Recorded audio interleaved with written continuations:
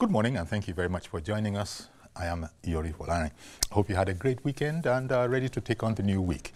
Okay, our guest is a friend of the house. We've not been privileged to have him in quite a while. He's well known to all of our viewers.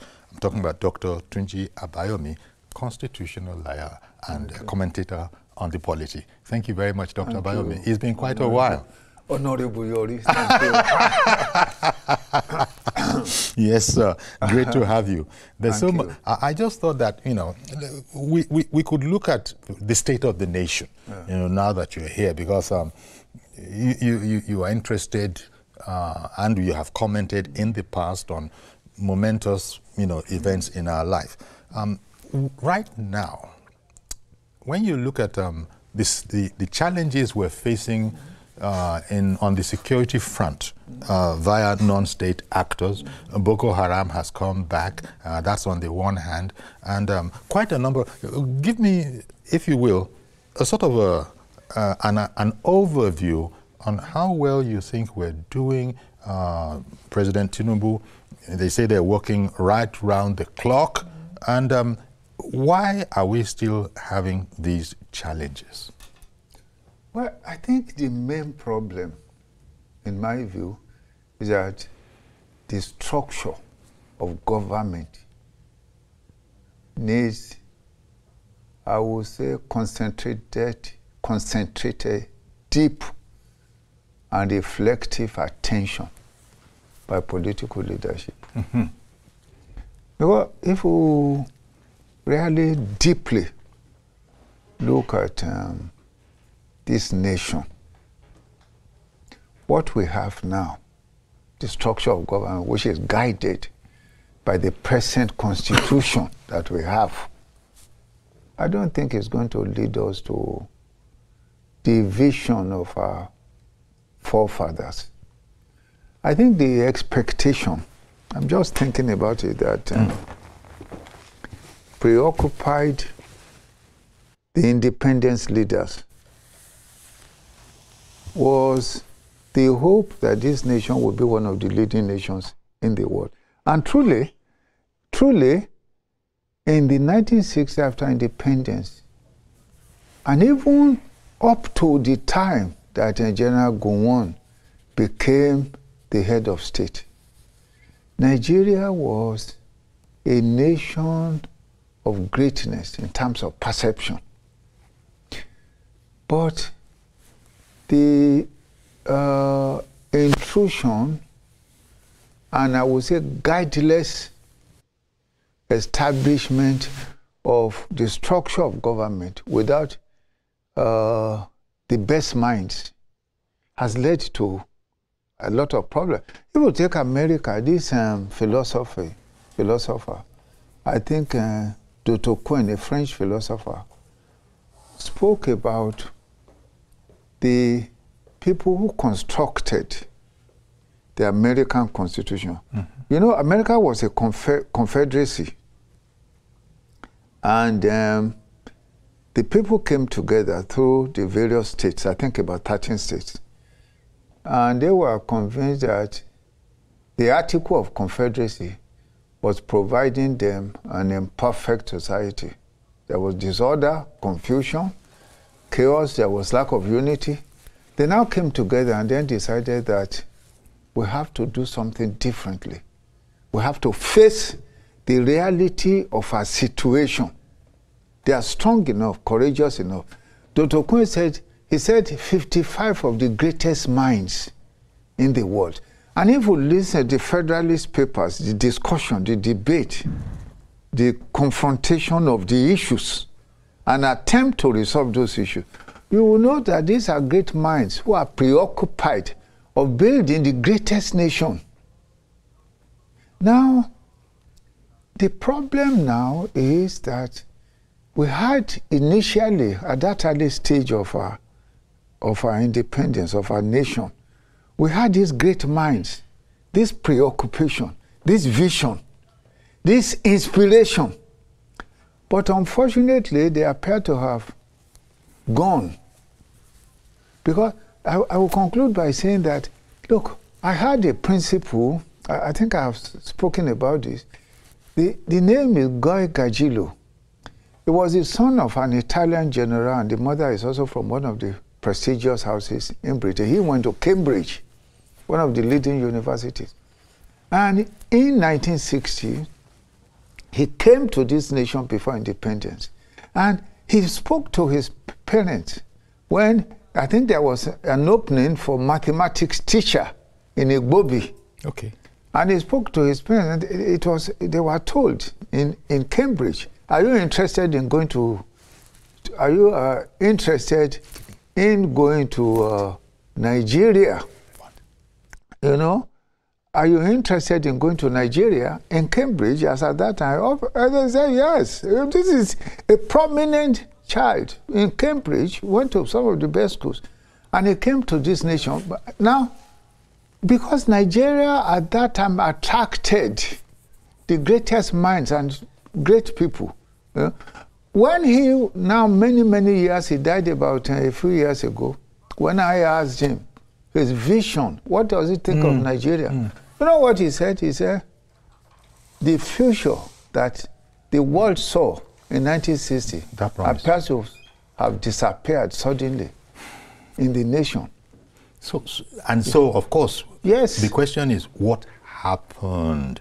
Yes. Because as you were speaking, you sort of reminded me inadvertently that, look, back in those days, yes. If you look at those people that were flying the flag of Nigeria, yes. that were presaging all the promise that Nigeria, would inherit, they were younger people. Yes. They were younger minds. They were largely imbued with ambition for greatness.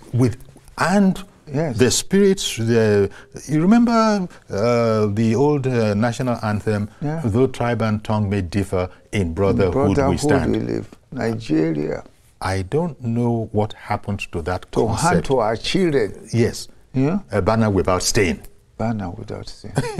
Now, the leadership, even by themselves, stain the banner. The very, very elders. That's the problem. They stain the banner. And I think the confusion, the problem is that when you have a nation that is more preoccupied, where the leadership, political leadership, is more preoccupied with wealth instead of service, wealth instead of service, the nation does not really advance. Now there's corruption. I was with one of a Nigerian physician yesterday, a very prominent Nigerian physician in America, Dr. Sheyi Senuoke, who is from Badagry. I had dinner for him yesterday. And we were discussing corruption in Nigeria and corruption in America. So he said, yes, there's corruption in America. But the problem is, the issue is that corruption in America does not impede service, development of the people, and advancement of the nation. It does not impede it. Their system, institutions have integrity. And they ensure that they maintain that integrity because it is essential for the happiness of the generality of the people. Whereas in our nation, corruption impedes development and the generality of the people become victims. Because the problem is it inhibits good thinking for the greatness of the nation. It impedes everything. And replaces all that you're saying with the shall we say, the animalistic nature. Development. Yes. No development. It's just what can I grab? Innovation, what can I get? Yes. Intuition, innovation, advancement, and the Americans say the mind is a terrible thing to waste. You have to create an environment for the man to create. Every human thing in human evolutionary progression is a product of the mind.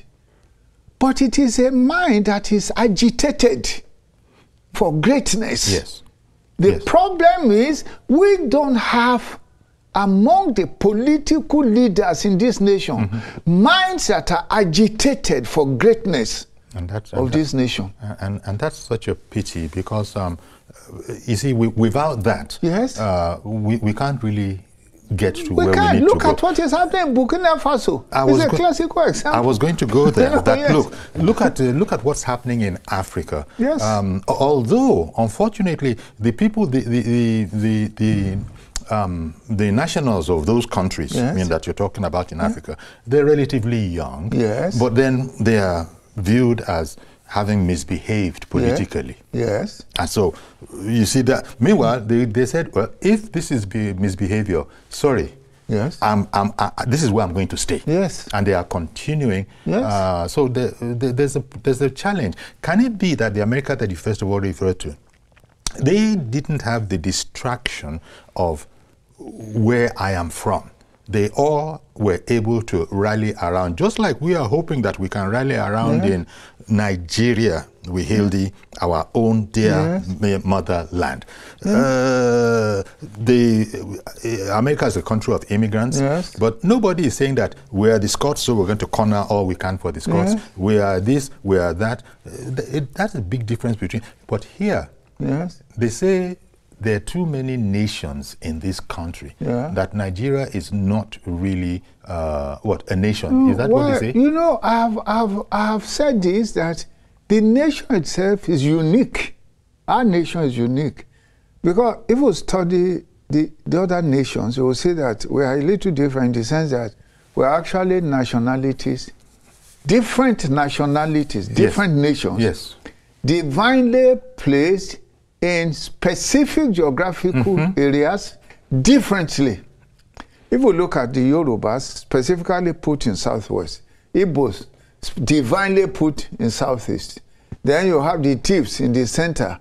You have the Jos in the South. You have the Kanuris in the Northeast, and the Fulanis in the Northwest.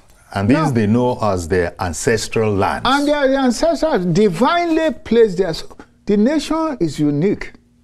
When you have a nation with such diversity and such uniqueness, the only way you can build a united nation of Nigeria is for the people to sit down around the table, tolerate one another in an intensive exchange to come up with the best arrangement for this nation. And that has never happened. But I don't think there's any politician that will disagree with what you said. But it's not so much what you say as what you do.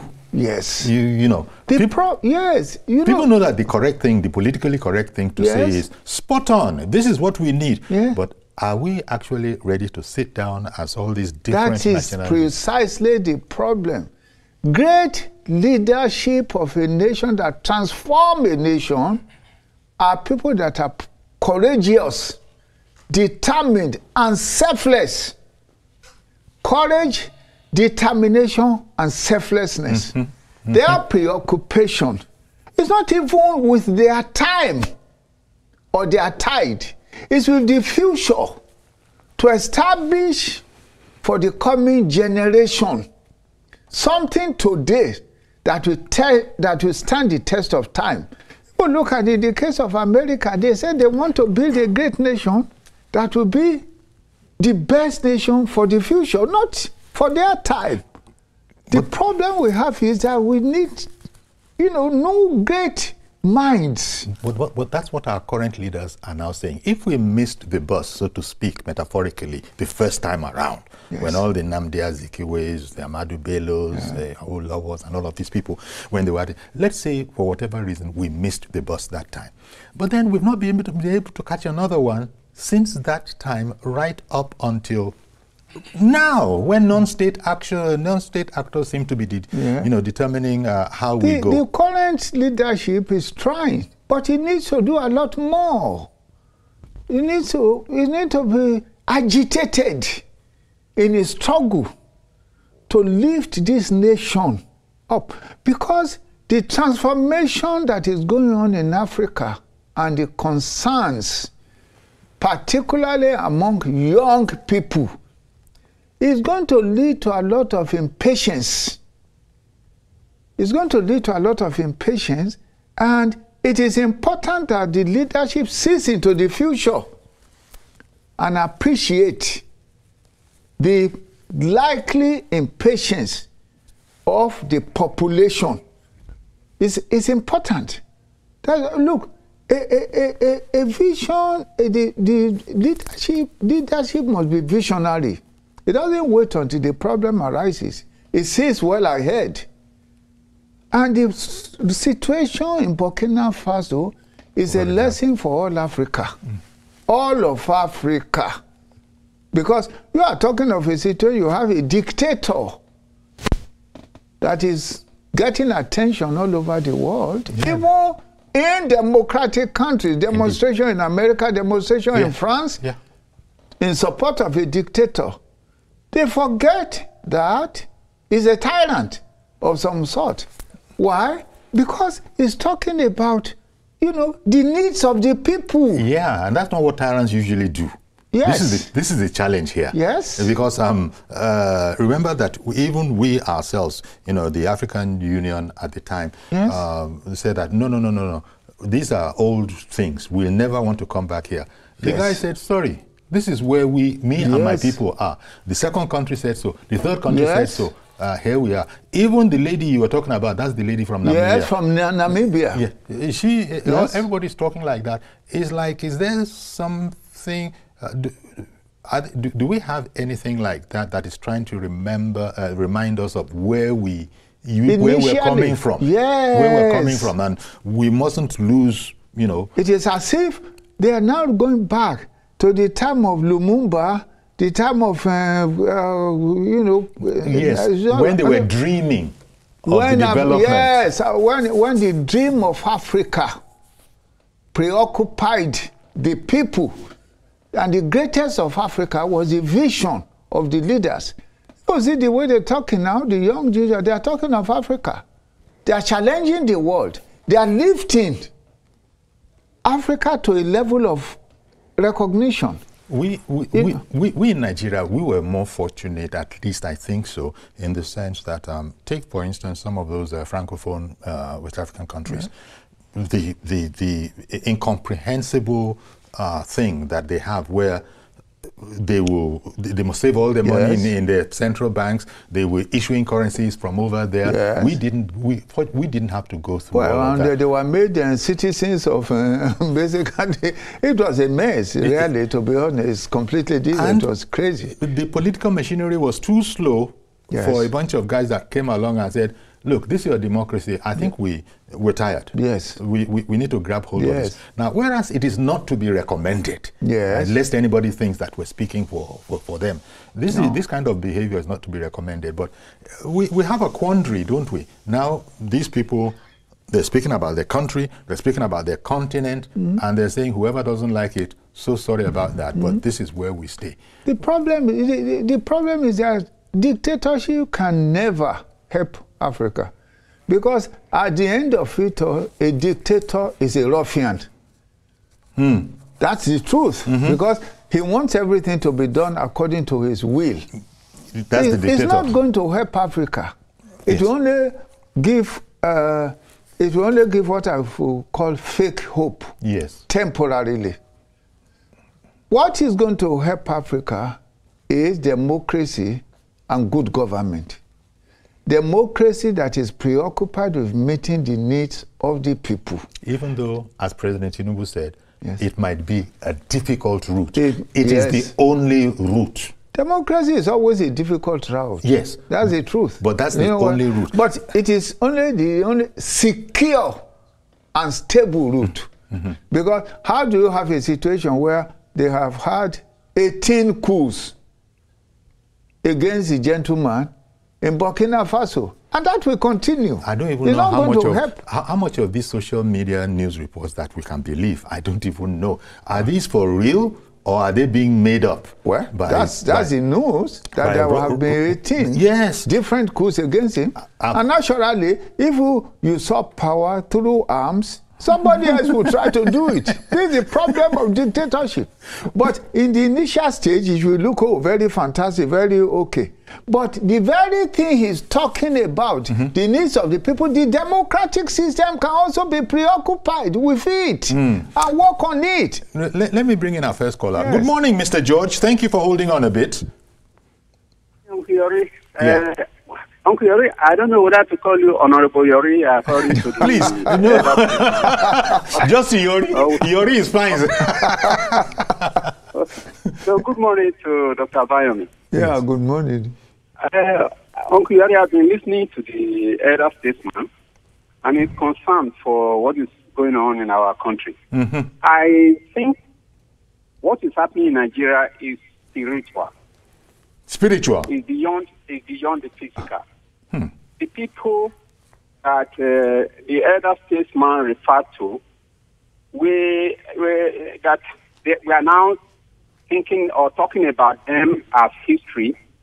They are the real Nigerians that we are meant to upgrade or to develop this country.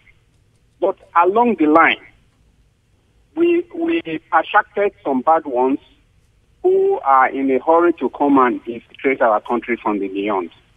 And many of them have come. And they seem to have formed the majority. But there are still good ones. They are no longer in the majority. There are still good ones that can still take this country to a greater height. That is why you see me supporting President Tinubu and his actions. Tinubu is one of them. He came with Chief Awolowo. And he is still having that idea inside him, which he wants to offer this country. If you look at his policies, if you study it very well, you will see that they are foundational policies. They are not policies that will yield results today. And you can see the resistance. The resistance is because of the wrong people that have infiltrated into our country, that we are attracted to our country. But I am one person, Uncle Yori, that I'm hopeful and I'm still confident that we will reach our destination that was ordained for us as Nigeria as a country, irrespective of all these challenges. Let us be positive. If you are good, just be good. Don't say because your neighbor is bad, then you become bad because your neighbor, you have so many bad people around you. That doesn't make you good. If we are the only good person in your community, so be it. Maybe it is you that will bring about a new community in that environment. That is my recommendation for our fellow men. Let's not complain too much. Let's concentrate on what is good, whether it is acceptable to many or not. One day, we will get there. Indeed. Thank you very much, Mr. George. Thank you very much. Now, if I were to pick up from what he had said, we're talking about he's commended, why he is an ardent follower of President Tinubu. But when you look at the policy and look at, for example, the coalition, so-called, that people are trying to put together to come and prevent Tinubu from continuing, in what he is doing, albeit democratically they are emphasizing. We'll get a coalition together. We'll all come together. These people are not doing what they should be doing. I suppose what it means is that we'll chase them out, and then what are they going to do is what we've been asking. What are they going to be doing? And we haven't had any answer. So is there not a sense in which we ourselves sometimes act against ourselves, going back to these ethnic nationalities that bedevil us, that I was suggesting at the top, they didn't have in America back in the day? Well, my view, there was a time that an issue arose. I don't remember exactly now. I think one of the ministers was talking to President Obasanjo at that time. I was in that meeting. And he was talking about saboteurs. You understand what you know what I said? And I said, but these saboteurs are Nigerians. If their view is to achieve their end, they have to sabotage your government. Of course, they will do that. I think the answer to all of that, as I see it, is for government to do the best that it can for the people. At the end of it all, the determination of the future will be made by the people. And a satisfied people, a happy people, will support a leader that enhances their happiness. So that's why it goes back to what you just said, which is that they need to do the best that they can possibly can. The best that they can. You see, the problem is this, that leadership in our nation, you know, I wrote a letter once to President Obasanjo. I was quite close to him. At that time, I think it was the first election. And I said that, sir, Mr. President, your tenure will not be celebrated by the roads or the structures or this and that, but will be celebrated by laying appropriate framework for future government. I said his tenure was historical by laying appropriate framework for future government. And I said, Mr. President, how do you do it? Give to Nigeria a free and fair election. Okay. Establish for Nigeria a program, a foundation for a free and fair election. And I said, how do you do it? Your party must be ready to lose. And your party must be ready to lose. If your party is ready to lose, and you are selfless, yes, and you are ready to establish for this nation a free and fair election, even if your party will lose, you would have won, and the nation would have won. Leadership. You were recommending selflessness to him. Selflessness in leadership. And sacrifice. And sacrifice. Reverend Dominic, apologies for keeping you waiting a bit. Good morning to you, sir. Good morning, Chief Yori. Good morning to my guy on the top, Dr. Abayomi. Thank you. I want to, Chief Yori, I want to talk to Dr. Abayomi. He has spoken well. Sure. But I want to remind Dr. Abayomi in 1994, we were somewhere we call Ghana Park today. We were planning a protest against Abacha government. And that day he spoke to us himself and told us the beauty of democracy and the ugliness of dictatorship by the military. Every one of us, those that were in our late 30s, we are far up to fight military to sustain. But Dr. Abayomi, I want to tell you the truth. My office was boggled then in Blackness Express. We are the foot soldiers. But Abayomi, for 29 years, I personally have been disappointed about democracy in Nigeria. And I said this to say this. I said that to say this. Dr. Abayomi, I don't know the kind of democracy South Korea is practicing or China. We must come back home here and redefine our own democracy that suits us. If we continue pushing the democracy we saw in America, this development will elude us. We must come back home. You talk about Burkina Faso now. Why is the people heading the Burkina Faso leader? He's speaking the language of the people and giving a selfless service. He's driving a car of 1990, even though he has money to buy the 2025. What I'm trying to say is this, Dr. Abayomi, for many people who doesn't know, we fought for democracy and we pay some, you too.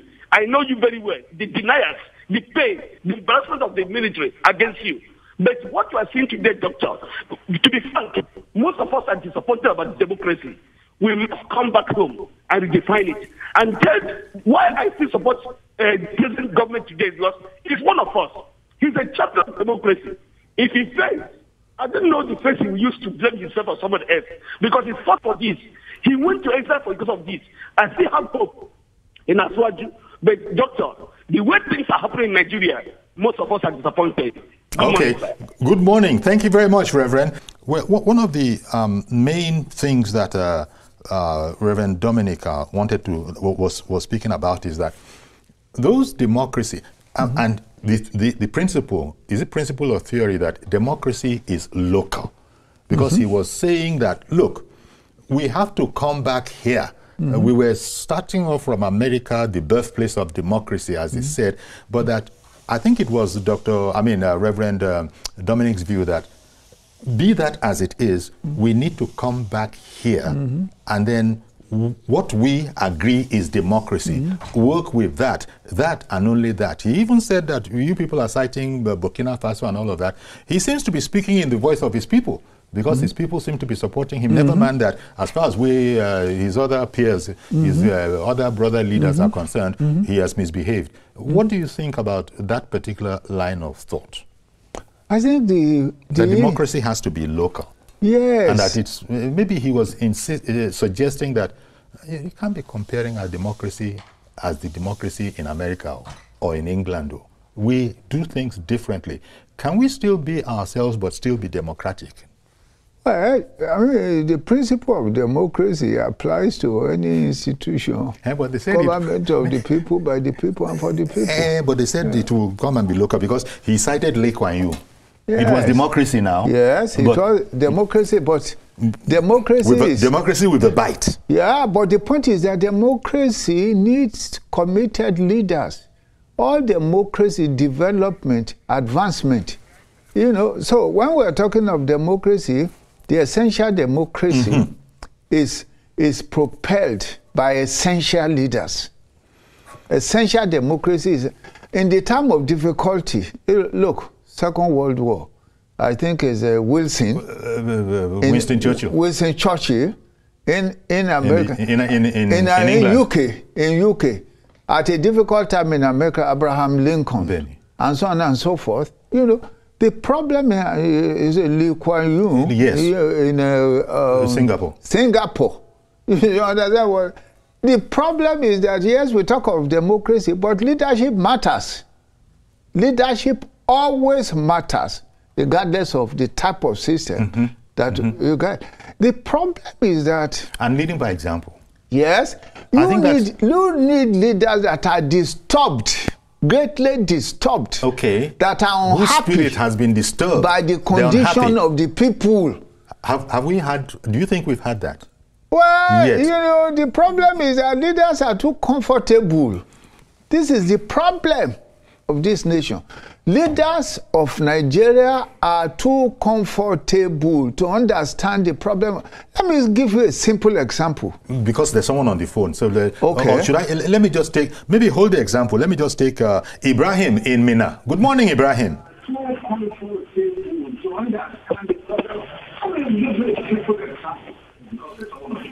Ibrahim in Minna. Good morning to you, sir. Hello? Ibrahim in Minna, you got to turn down the volume of your TV set, please.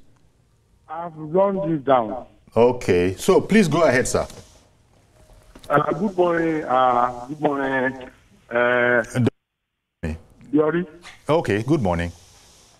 Can you hear me, please? Yes, we can hear you. Thank you. We can hear you. I want to welcome your guest and. Yes, I want to welcome your guest. Thank you. I want to welcome your guest. This is a very important issue. And most of the time, we talk about the state of the nation. And the state of the nation has remained the same. And when we are talking about democracy, we have lost the experiment in democracy in Nigeria. We have lost it. From 1998 to this time, things have not been improving based on the kind of democracy we are practicing. You mentioned one thing. Leaders are too comfortable. How do you now set people that are now consuming your resources and you say they are serving you? Look at the kind of all the institutions of democracy has been lost. So people who are said to be guiding us, all the institutions, look at the political parties. Do we have political parties? Do we have parties that we can call political parties? No, we only have political people who are commercial politicians. and they spend any money to get there. And without direction, without idea, without anything, we can't point to a political party today and say this political party has an idea. It is the person who struggled to be there. When he now get there, other people rally around him and start asking for their own share of national assets. So it is an... Okay, I wonder, I think he meant, when he said you don't have politicians who have an idea, I think he really meant an ideology. Forgive me if I didn't want to put words in your mouth, but I think that's what you meant, that there are no such things as political ideologies in Nigeria. Where does that sort of figure in what we're talking about? No, the main issue is leadership, political leadership that are disturbed by the condition of the people. If we look at all the people we are talking about, whether you are talking of Lee Kuan Yew or you are talking of Abraham Lincoln, and you are talking of they are disturbed by the condition of the people. You look at our nation, most of the convenience is focuses on leadership instead of the people. I see a simple, very disturbing tendency in this nation that leadership just doesn't pay attention to. Most of the young people moving about, they are perpetually disturbed by the police. They stop them, they ask them to bring their telephones, they look at the telephone, they find a case against them, they take them to this police station, they force money out of their hand, and it continues endlessly. I was going to say that, whereas that kind of a thing happens, hopefully it's, a minor... Without remedy for the chief, because even the police themselves have put out advisories that this is wrong. Yes, there must be a system by which the people in their social life have some kind of... How do you develop any interest? Look, who, as far as the people is concerned, they elected either people in the National Assembly or in the executive, headed by the president. And they expect that these are the people that will carry their burden, that will wipe tears from their eyes, as far as they are concerned. So when they go through this pain, they point to the government, they point to the president, they point to the National Assembly. They say that these people have failed us. But it is not, because the people themselves, they go about with their police. Police does not stop them because the convenience, the state apparatus serves the leadership instead of serving the people. And so the pain of the people remains perpetual, and their disappointment, revolution of rising frustration, preoccupies, takes over. And so they lose interest in government. So, but as you know, the government is the government is too protected, too important to the people in government. Instead of the people to be important to the people in government. It is their own self-interest they first of all protect. And this is the difference between a government serving the people instead of the people serving the government. It's the people that are serving the government. It's not the government that is serving the people. You know what that will ring so very true to quite a number of people, a lot of people. But they say Rome wasn't built in a day. We heard that the amount of stuff that they had to sort of clear out of the shed, so to speak, before they could really begin to work was such that it's taken all this while. And I'm talking about, these are things we've heard for those who are saying that, why hasn't progress been faster? Labor is not happy. A Nigerian worker, as you have just said, is not happy. But it would appear that there is no sense of austerity from the local council level to the state levels, even to the federal levels. And there are those who say that all these things we are doing, do we really reach, to paraphrase it, as our people would say, do we really reach so? But nevertheless, it is what it is. When is that going to change? Because, and first of all, is it a legitimate criticism? No, let us understand something. Government has to be taken care of to govern well. The people in government must be assured of some level of comfort. They should, for example, be able to send their children to school, good health facility. You know what I mean? Yes, they should be able to. But everybody is busy sending his kids to Swiss schools, American schools, British schools. Fine. The problem is they have the capacity to do well, to have good health, to have water, to have. It's only limited to the people in power, the leaders, not the people. You're right. Yeah, I get what you're saying. This is the problem. Mr. Yes. Ogbanago, did I get that right? Ogbanago in Lagos. Yes, you got it right. Go ahead, please. Good morning, Uncle Yori. Good morning, sir. Good morning, Dr. Abayomi. Good morning. This morning. Thank you. Yes. Uncle Yori, I'll first start from you. This is the state of the nation. But I'll first start from you, sir. Yes, this is the third time, or even if not more than, that you will be, referring to the coalition as a so-called coalition. Coalition, yes. The coalition. The third time I am hearing it from you. Okay. That a so-called coalition will it work? That was so-called. I don't think it's good enough to those who are, raising eyebrows on how things are being run in their country. We are talking democracy and we are discussing democracy. How will this democracy work? And it should not just be about, because me speaking to you, I was a national coordinator of the particular support group to Asiwaju Bola Ahmed Tinubu. But we are saying, look, we ran on the mantra of a renewed hope, right? And that's why many of us keyed into it that, look, if Nigerians, if someone came and said, look, I want to renew the hope of Nigerians, that's why many of us keyed into it. I have received national honor in this country, and many Nigerians were insulting me that you've received it, you are supporting. So I said, no, I based in Lagos. I saw what he did as a governor. So let us support him. But if today things are being changed and things are not the way we thought it ought to be, we reserve the right to start complaining. And that's why many of us are complaining. The democracy we are operating today is overrated, and we must be sincere about it. Look at Burkina Faso that we are talking about, right? Yes, he is not... He came through a coup. We all know about it. But look at what he is doing. Did he wait for any legislative whatever to do all the, infrastructure road and all that road network he is doing? Uncle Yari, I'm a very good traveler.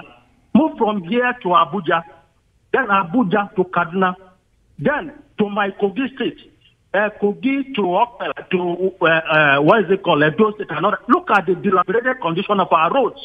But we are building a particular road with 15 trillion naira from Lagos to, what is it called? Calabar. South. I don't think that is good enough for us. Okay. Sincerely. Okay. Well, thank you very much, Mr. Ogbanago. I take the criticism that you levied. Thank you very much for pointing it out. The road is okay. Yeah, no. He criticized me that I said so-called coalition. Oh, okay. In other words, he feels I'm berating or belittling the coalition. That, and that's why I said I take his criticism. Maybe what he's saying that you should just have said coalition, never mind the so-called, that I introduced a certain bias there by saying, Well, I take it. It's not my business here, to be arguing with viewers who call in with their heartfelt opinions. Thank you very much for mentioning it. I take that point. So, but he seems to end everything on the promise of the Tinubu administration is why he has, been supportive of the Tinubu, administration. And I think he was sort of suggesting that, but in the fullness of time, well, if halfway in mid the first term is fullness of time, that there are, echoes of disappointment. And I think that's what he wanted to bring out. Yeah, but here is the issue. Look, the government, first and foremost, I supported and campaigned for Bola Ahmed Tinubu to be president. And on this station and on other stations, I also believe that he's trying to improve the country. But his government must also realize that the disappointment of the people is so high before he came in. And therefore, his effort must be very high to meet that disappointment. And must be higher to cancel that disappointment. It must be very high to meet that disappointment, and must be higher to cancel disappointment. So coming from the basement to the ground level. Exactly. And then after that, we begin to think of the first floor. Because there's a new hope in his coming into power. He came from democratic constituency. He fought for democracy. We fought together for democracy. Both of us went to jail. We lost our liberty and so on. In my case, 5 years, 3 detentions. In his case, he was forced to say, boy, he couldn't even come. So the expectation. So when you talk of renewed hope, hope of the future to be renewed and raised. Therefore, the people will be watching carefully. The expectation will rise against the prevailing frustration. That is the situation. But we have a different political setup here. We mentioned Lee Kuan Yew, who also, they're running democracy. But it was democracy with a certain bite. And I think we also have mentioned that everything depends on the leadership. The fact that Lee Kuan Yew was ready to step out in front of everybody and say, I am the leader here. Do as I do. Do as I say, and then watch me very, very carefully. Do as I do. Well, that worked in Singapore. I don't know that it would work anywhere in Africa, by which I mean that. That's why I was suggesting that this whole concept about democracy being local, it must be within the Baba Alaye, Ranka Dede. The locality of democracy, in my view, is essentially gauged by the people, the leadership, living as close as possible to the condition of the people. You understand? To the even look at what is happening in Africa. Does that remind me of Kenneth Kaunda? Mwalimu. Yes, Mwalimu Nyerere, living as close to the condition of the people as much as possible. You cannot have a situation where the people, the leaders, live in opulence and the people live in abject poverty. Leadership in that situation must throw away its garb and wear rubber shoe. You know what I mean? And say, look, this is the condition of my people. You know, that's why I said democracy is local. At least scholars have said so. That, the universal concept is there. One man, one vote. If you stop your definition there, that's that. But it goes beyond that, and that is what you are now adding. You have to be current, as it were, with the condition of the people. Current with the condition of it, be preoccupied with it, ready to make sacrifice, and even to die to bring about change. You are agitated, disturbed. You know what I mean? Is that not leaning quite close towards a positive revolutionary, but at least a revolutionary? Most of the people that have brought change in the world to the condition of the people, this is what happens to them. They are disturbed. They can't sleep. Development is emergency. You understand what I mean? You cannot be comfortable.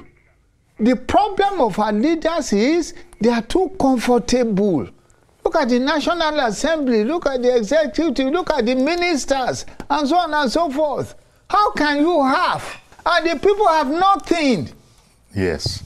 I hear you. Mazi Okorafo. Good morning, sir. Good morning, sir.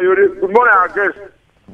When we look at Nigerian economy, Nigeria political situation, let's look at the major issue now. Thank God for the new strong man in APC. At least we have seen what is discovered within 3 weeks. Now, I will advise the National Assembly, I think there must be a provocation of law that anybody want him through the court to not the investigation about like the missing that the contract they told us about NNPC Warren, Yes. NNPC Kaduna, NDFC Port Harcourt. I think we have seen how much they say they have just discovered put 80-something billion. Now they have seen what the World Bank is telling us, that over 75% of Nigerians are just suffering poverty. Exactly. They can't talk about what's going on. Exactly. And tell me, if those refineries they told us that time, when our God came into the office, we were functional, we will have type of problem. And we were thinking that what they were giving us, the statistics they were giving us from NNPC was trained. Yes. Now look at the discovery. I'm just making the authorities, people concerned. They should bring out the money wherever it is. Okay, thank you very much, Mazi. I beg your pardon, Mazi. Thank you very much, sir. Forgive me for if that was rude, but we've almost run out of time. And I did want Dr. Abayomi to comment on what you have just said.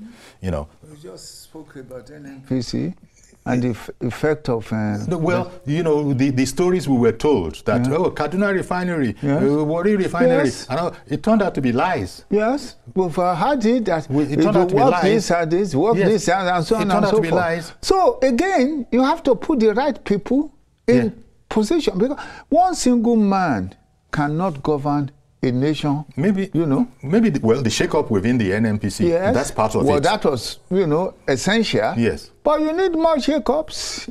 Much more. A lot more shake-ups in order for people to have confidence in government. Well, we're going to have to leave it here, Dr. Abayomi. You have said that one of the things that you would look out for is a situation where whoever wants to be the leader lives as closely as possible to the way the leaders live. Our leaders are too comfortable. This is the point that you've made. And if it is like that. So it is the Nigerian people that are going to have to get together and say, you know what, this is not how we want it. Yes. This differently and the people need to get together to agree on the framework of government.